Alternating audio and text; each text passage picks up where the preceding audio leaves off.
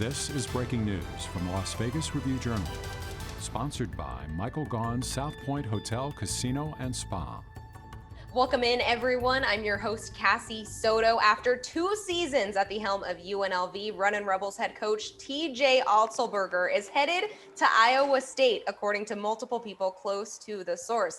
Our very own Sam Gordon broke the story, and he joins me now. Sam, you wrote that nothing has been finalized just yet, but it is, quote, a done deal. What do you have to say about this? Yeah, it's Cassie, I think when you kind of look and evaluate the situation from a macro perspective, right, it makes sense. TJ Otzelberger was an assistant coach at Iowa State for 8 years, and he was really one of their juggernaut in recruiting, and it really helped that program while he was there, especially under Fred Hoiberg, become one of the best programs in the country. So he has great relationships there, a great presence in Ames, and it's not necessarily a surprise, given that history that he has there, that Iowa State wanted to tab him as their next head coach. He knows the tradition. He knows the expectations. He's really familiar, good friends with their athletic director, Jamie Pollard.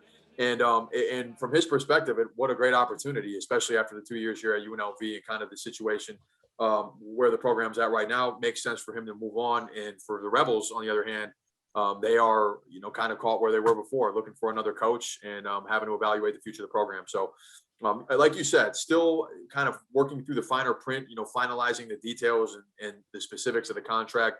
But this it makes a ton of sense given the relationships there, given the history there, and that's what's going to happen. Well, Otzelberger went 29-30 in his 2 seasons at UNLV. Couldn't make it out of the quarterfinals in both of those years of the Mountain West tournament. Sam, what would you say were the issues there? Why he couldn't get this once storied program back at the top? Yeah, I mean it's tough, right?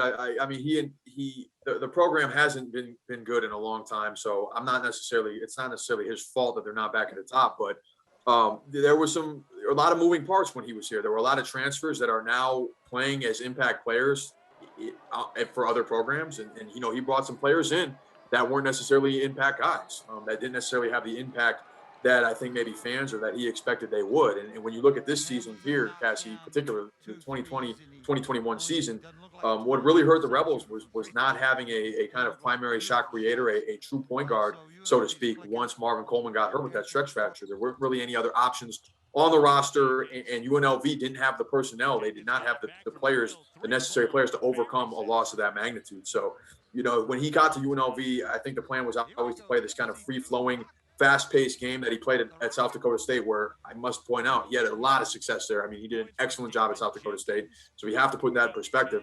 But he wasn't able really to play that style because the personnel he just couldn't get the personnel here.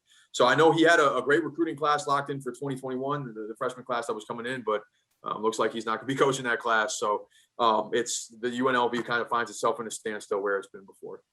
Any guesses on who will be coaching that class, Sam? I know it's early. As we said, this story has yet to be finalized and an official announcement from UNLV, but when do you think the new head coach search will begin? I have to imagine it's already begun, or it's going to begin very soon, Cassie. I mean, given the tenuous nature of this season and with the coronavirus and with everything that was happening, players get a free year, right? That means they can transfer. Normally when you transfer, you have to sit out a year. That wasn't the case this year. Players can transfer, and you have the recruiting classes. You want to make sure that you keep Arthur Kaluma as a top recruit. I've been told that he's reconsidering other options now that TJ Otzelberger is leaving, but the right coach, I believe, could keep him at UNLV. And then you want to be a player for some of these transfers, and the UNLV really can't get down to business until they know who their head coach is. So I think it's of the utmost importance to get this thing rolling. I know a couple names I've heard that people that might be interested in the job. Steve Lavin, former UCLA coach and St. John's coach. He's been out of the game a while, but I've been told that he is interested in the job. I know Reggie Theus, former UNLV player, is interested in the job. I'm not sure what kind of candidate he is, but I've been told he's interested in the job. I think kind of the one sexy name that everybody would be intrigued by is Rick Pitino. And every year, Sam. yeah, for real. But he's in the NCAA tournament right now with Iona. Yep.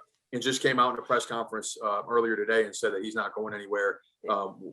Take that for what you will, but I know a lot of Rebels fans would be happy to have him on campus. So it's going to be an interesting search, and curious to see what happens, but I think it is of the utmost importance that the Rebels get on this right away. Well, Sam, thanks so much for taking some time today, and congratulations on breaking this story. Really appreciate you. Thanks for having me, Cassie. Appreciate it. To read Sam's story, head on over to lvrj.com for more. For Sam Gordon, I'm Cassie Soto. Thanks for watching. You've been watching breaking news from the Las Vegas Review-Journal, sponsored by Michael Gaughan's South Point Hotel, Casino, and Spa.